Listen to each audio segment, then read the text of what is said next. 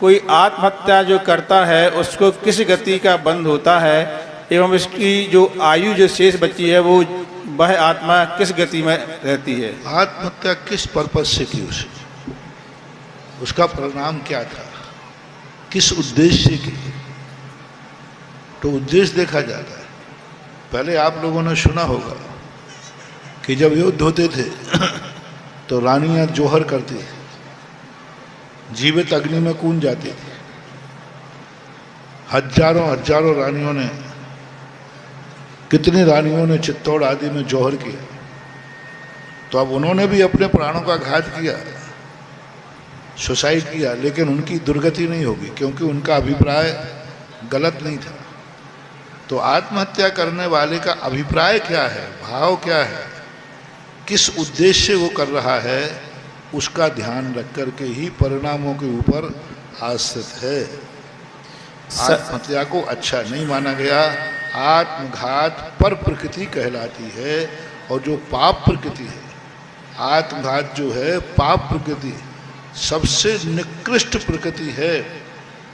जिस कर्म के उदय से व्यक्ति अपना स्वयं का घात करने का भाव करे, इससे बड़ा पापी संसार में कोई दूसरा हो नहीं सकता। जितने भी कर्म हैं उन सब में निकृष्ट प्रकृति है। सबसे बड़ी पाप प्रकृति कोई है, सबसे बड़ी पाप प्रकृति असाता का उदय नहीं, नीच गोत्र का उदय नहीं, कोई विकलांग है, अष्टावक्र है, कैसा भी ये सब पाप कर्म के उदय नहीं है। सबसे बड़ा पाप कर्म का उदय उस समय होता है जिस समय व्यक्ति स्वयं का भी नाश करने का भाव करे। इससे बड़ा पाप और क्या होगा? स्वयं की जिंदगी जीने के लिए, दुनिया तो जिंदगी जीने के लिए दुनिया भर के पाप करती है। जिंदगी जीने के लिए दुनिया भर के पाप करती है। ये तो ऐसा हो गया स्वयं की जिंदगी को नाश करने का भाव कर रहा है।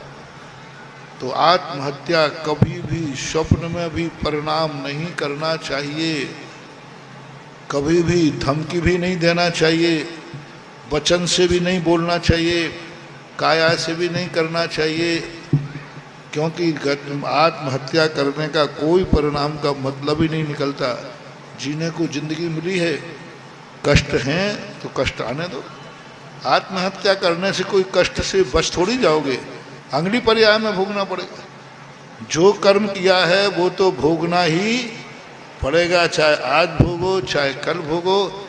इसलिए जो कर्म है उसको भोग लो, अच्छा है कल और अच्छा हो जाएगा ऐसा।